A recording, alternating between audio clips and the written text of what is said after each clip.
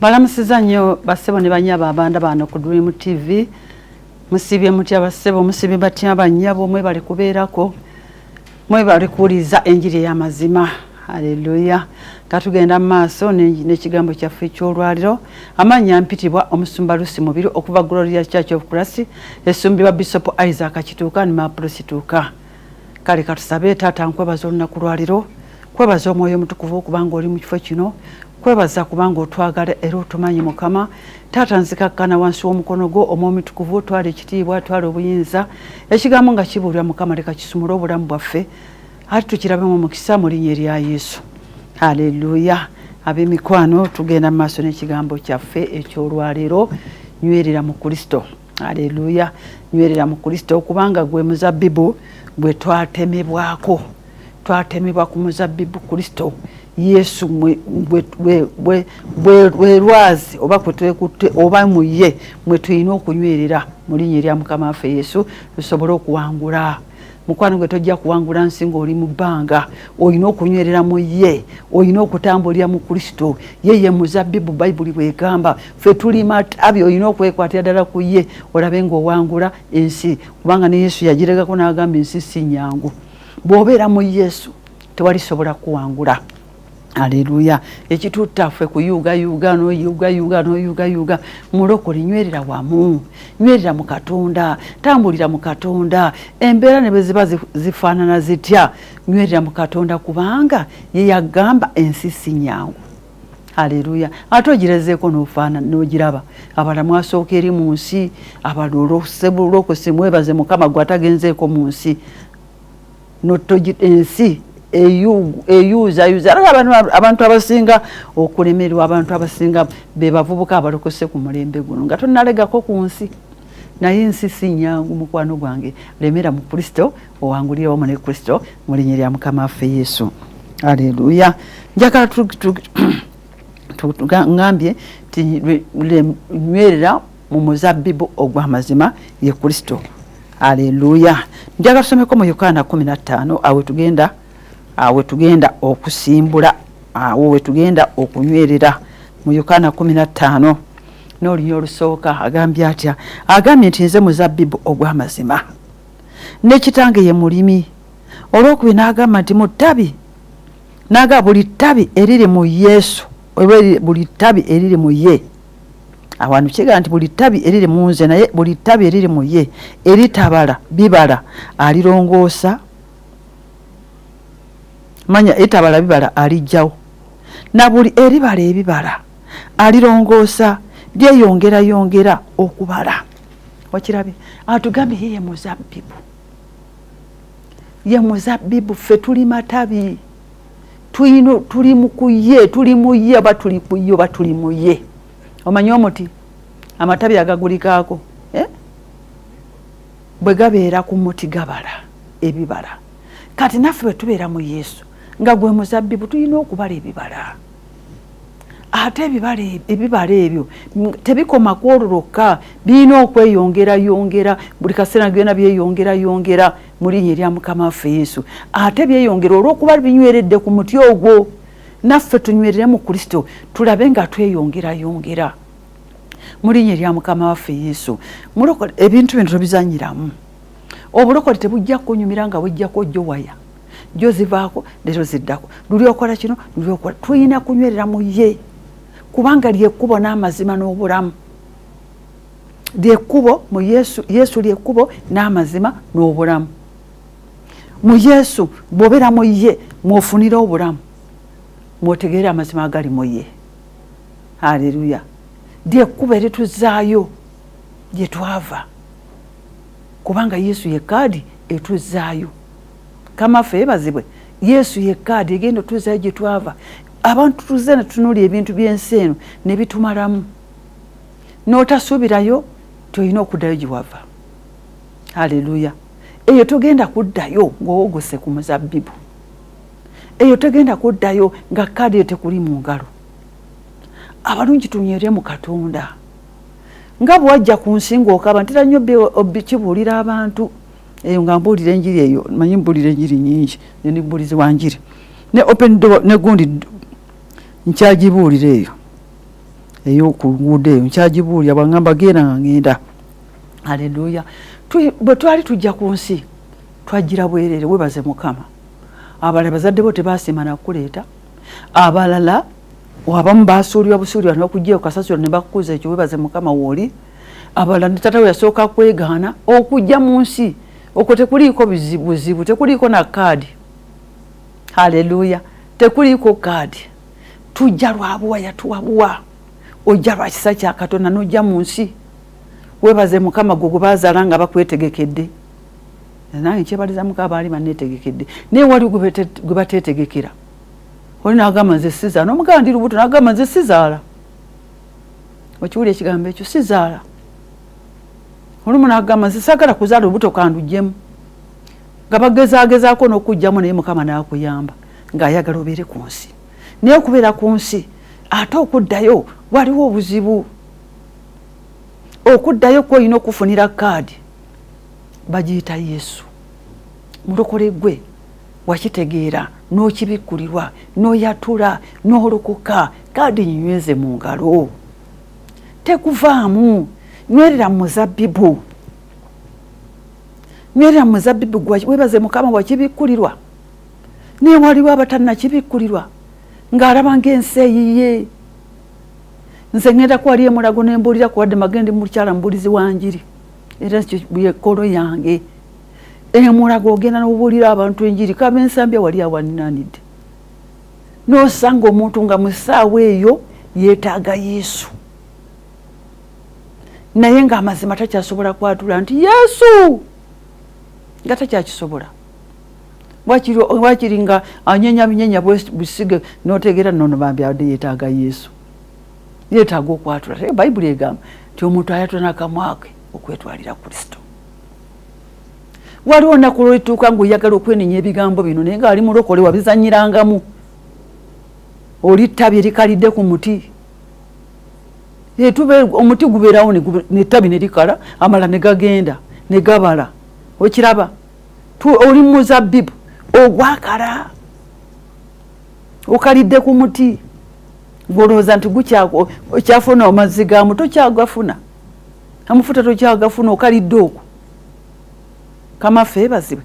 Kati watyawo ng'akuyisa essaawa eyo nga ne kaadi omuti wagwogokako dda. Bassebo ne bannyabo tuve mu by'okuzannyira mu nsi. Tuve mu by'okuzannyira mu Yesu. Katonda ayagala kulabisibwa emirimu gye gy'oli naye gw'okyagizannyiramu. Bino by'okusabira abantu n'okola ebyamagero nakiri ekyamagero n'okikola ekyo webaze Mukama bw'aba yakikuwa. Naye si kye kigenda okuyingiza mu ggulu. Mubirwanira nze sikola byamagero gundi yakola ebyamagero kiki ekikulu naye ekikulu oli muzabbibu. Mwotambulira obala ebibala ebyobwa Katonda.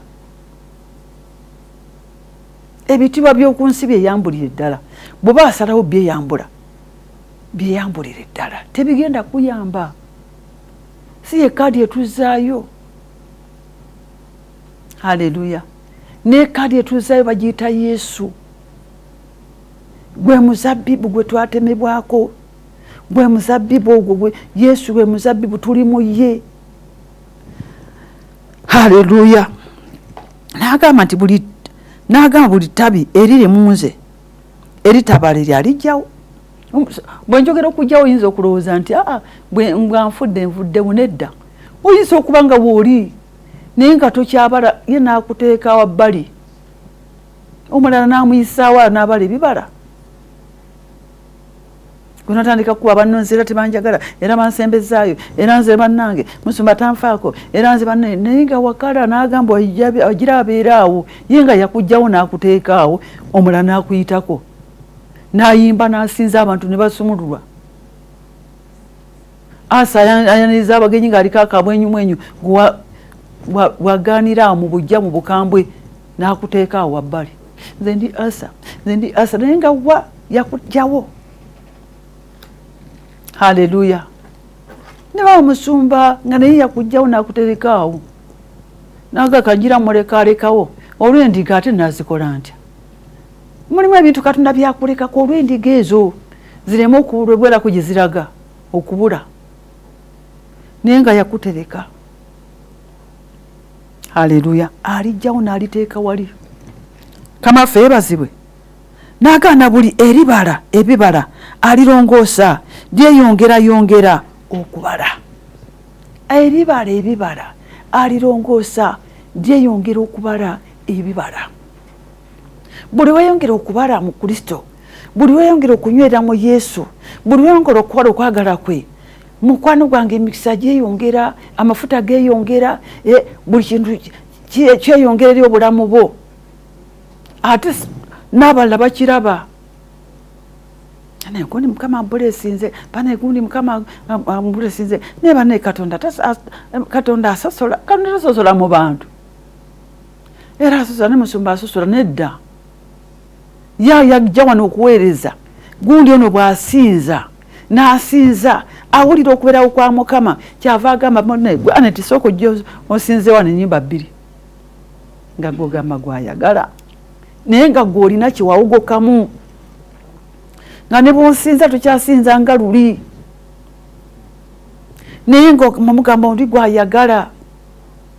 Kubanga ye atambulira mu kwagala kwa Katonda. Alina ebibala byabala. Eby'obutukuvu n'obutuukirivu. Tabiyomberamu. Tabirwaniramu. Gw'okyalwanira n'obuzindaalo. Bassebo ne bannyabo. Tetuwogoka ku muzabbibu. Twasimbibwa mu muzabbibu. Tuli munda mu ye. Yesu ye muzabbibu ogw'amazima. Haleluya. Tuli mu ye. Towogoka. Totemebwa. Nywerera mu ye.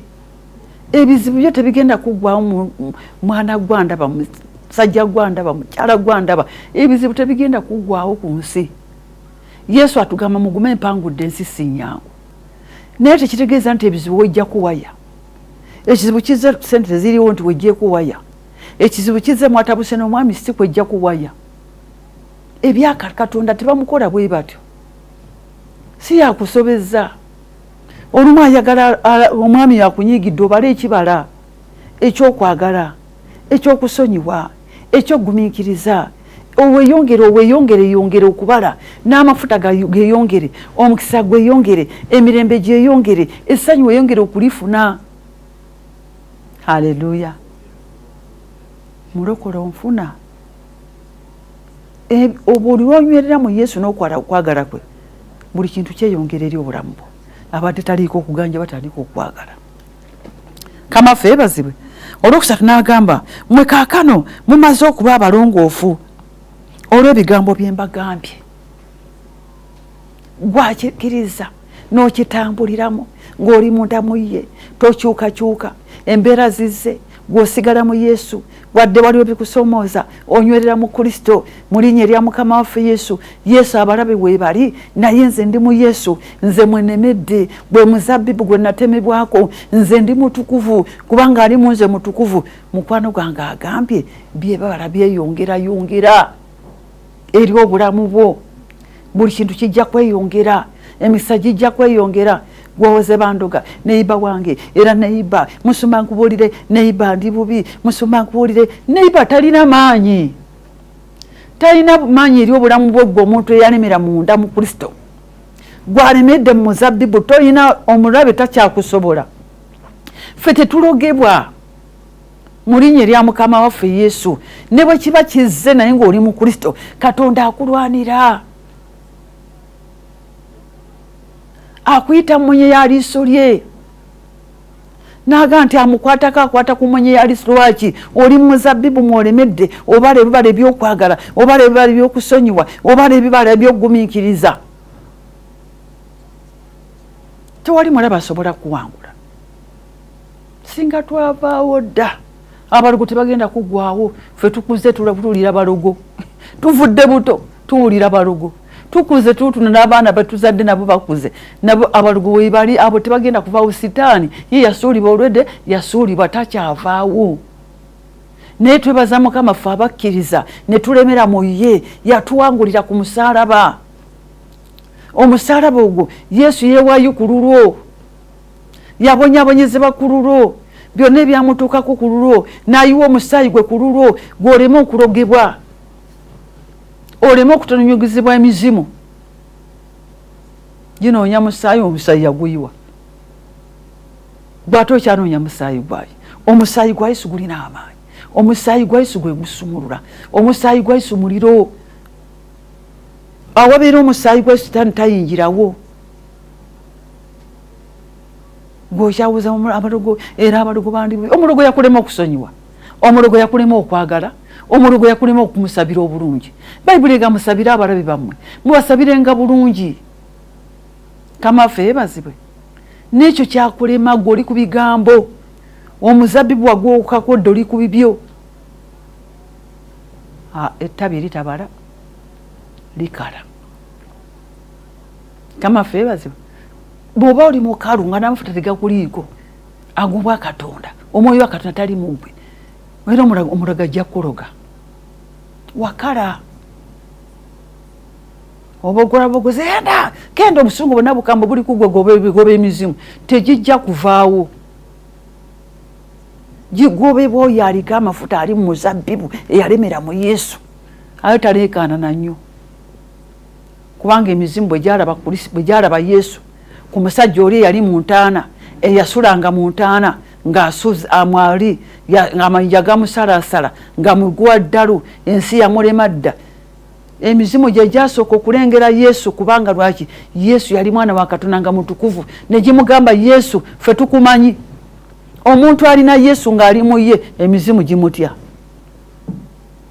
haleluya kyovudola nti abantu badduka nadda bannabbi bamulima nadda eno ekikuddusa kiki wagaana okunywera mu muzabbibu tolinaako kibala n'ekimu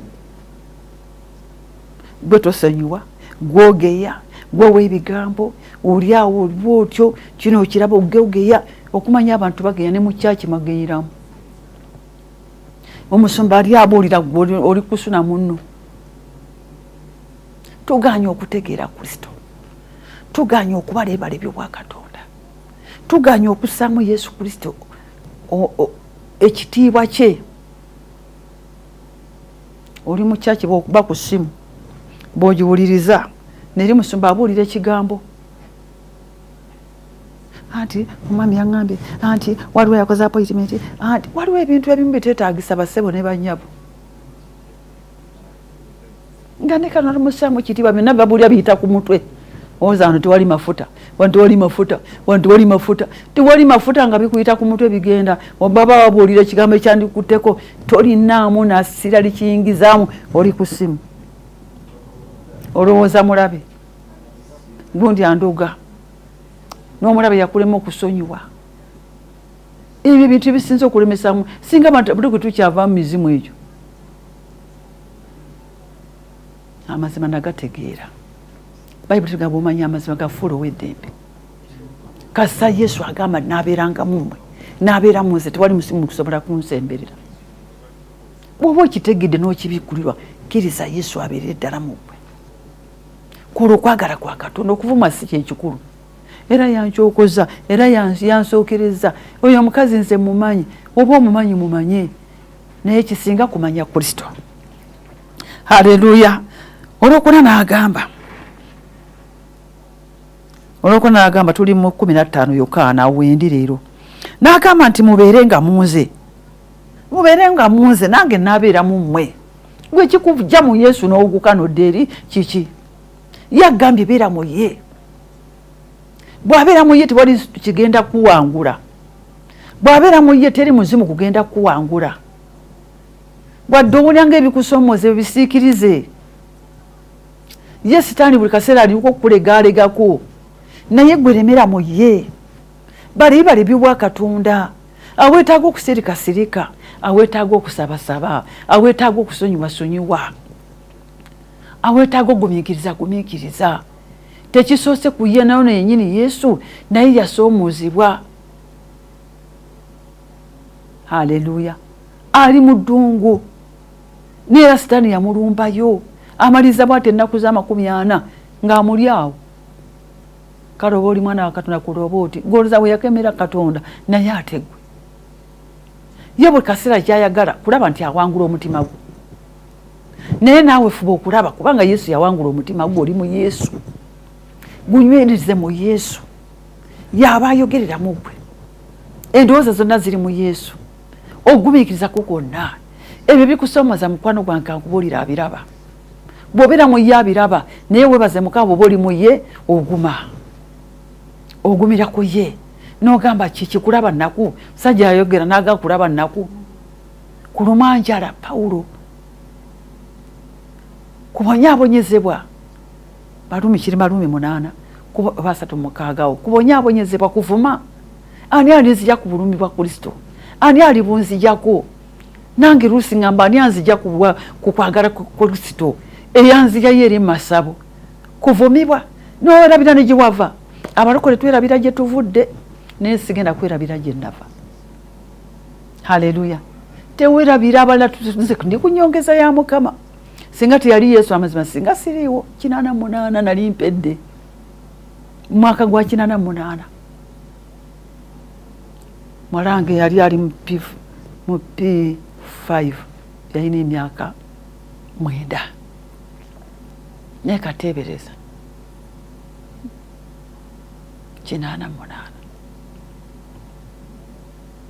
kati mukyala mukamusumba nali mpedde sali na bina kino sanga bambino n'okuba teyandikibadde naye obulungi bwa Kristo basebo Yesu mulungi Yesu awoma ng'otukoze okwagala kwe tambulira mu Yesu ojja kulaba obulungi bwa Katonda togamba nze mbiveemu era nze omunyigirako omuyita balo ye baffe nesiba olusiye balono w'omubiri tajja kujja kwegayire munnange komawo munnange Katonda waffe wakisa naye ate tetulina kujja kuwaya kubanga nze olwaliro tampadde kino ate kamuveeko ngende eno ate nedda ye si wakuzanyisa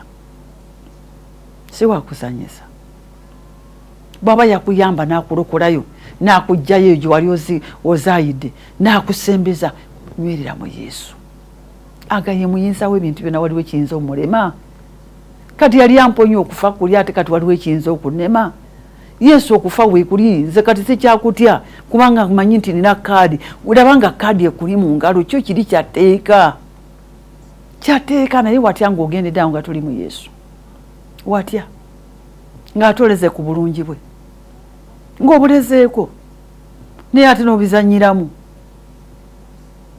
abalungi tubizanyiramu guma otuuka awakanirwa kubanga eno tuyita mu buyisi mu nsi tuli mu lugendo naye gwe olutambudde otanga odde eno n'eno n'eri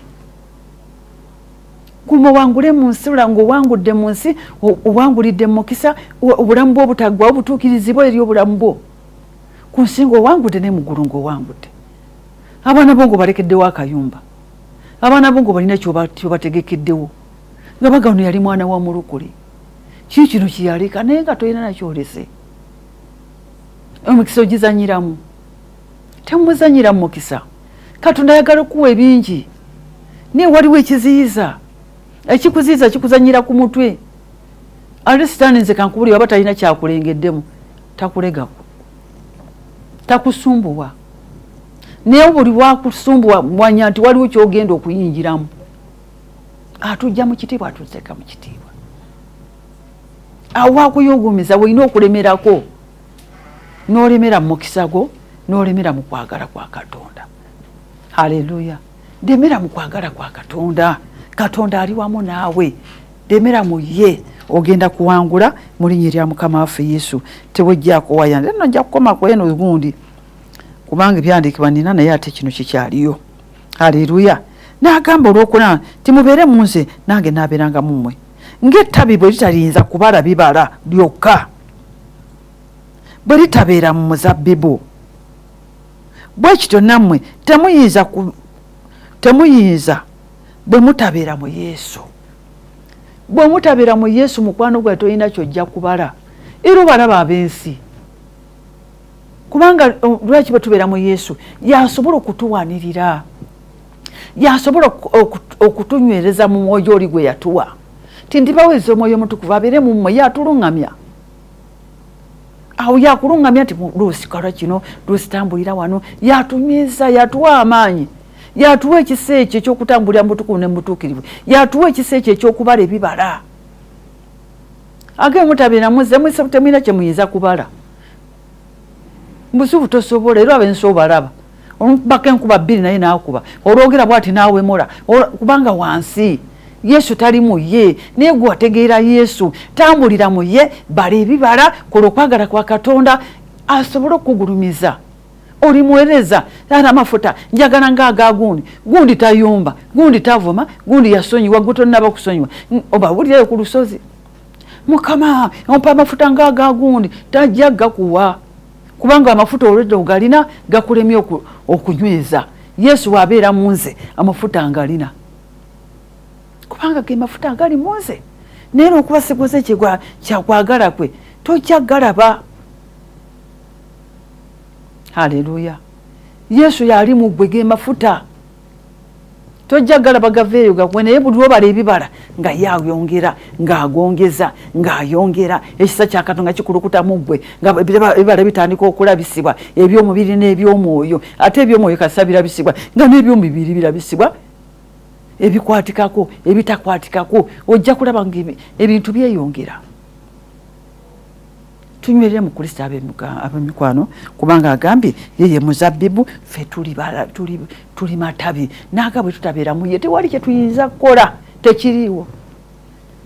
Kamaffe yeebazibwe katusomeyeko ekyawandiikibwa mu kitabo kya Yokaana wengenda okumalira Yokaana ekisooka essuula 2 koleyoko tulabe essuula 2 n'olunyiro olusooka agambye nti baana bange abato mmwe mbawandiikidde ebyo mulemenga okukola ekibi era omuntu yenna akola ekibi tulina omuwolereza eri kitaffe Yesu Kristo ye mutukuvu n'oyo gwe mutango ogw'ebibi byaffe so si lwa bibi byaffe ffekka era naye n'olw'ensi zonna. Kamaffe yeebazibwe wano Pawulo yali awo abawandiikidde n'agamba nange tulina okukola ki tulina okutambulira mu butukuvu ne mu butuukirivu kubanga yekka ffe tulina ate okusabira bannaffe obawolereza naye ab'emikwano tuddeyo ku mavivi tuddeyo twenenye tuddeyo tusabe tutambulire mu kwagala kwa Katonda tunywerere mu muzabbibu tunywerere mu Kristo bwe tutanywerera mu Kristo tujja kubala ebibala bijja kweyongera bijja kwongera okulabisibwa eri obulamu bwaffe. Mukama abampeera omukisa Mukama abanjagalire amanya sigadde eri mubulizi w'enjiri Lucy Mubiru okuva Glorious Church of Christ esumba Bishop Isaac Kituuka ne Apostle oyinza okuba nga wandyagadde okulokoka nsabuddemu ebigambo bino gamba nti ayi Mukama olwali nsazeewo okulokoka awo oba omaze njata n'akamwa kange tindokose oba omaze okwetwalira Kristo mbasabidde mu linnya lya Mukama waffe Yesu buli muntu yenna abadde nga yawuguka nsaba Omwoyo Omutukuvu akomyewo mu kisa ekyo mu linnya lya Mukama waffe Yesu osobole okutambulira mu Katonda osobole okutambulira mu ye mu linnya lya Mukama waffe Yesu. Mukama abampeera omukisa. Amen.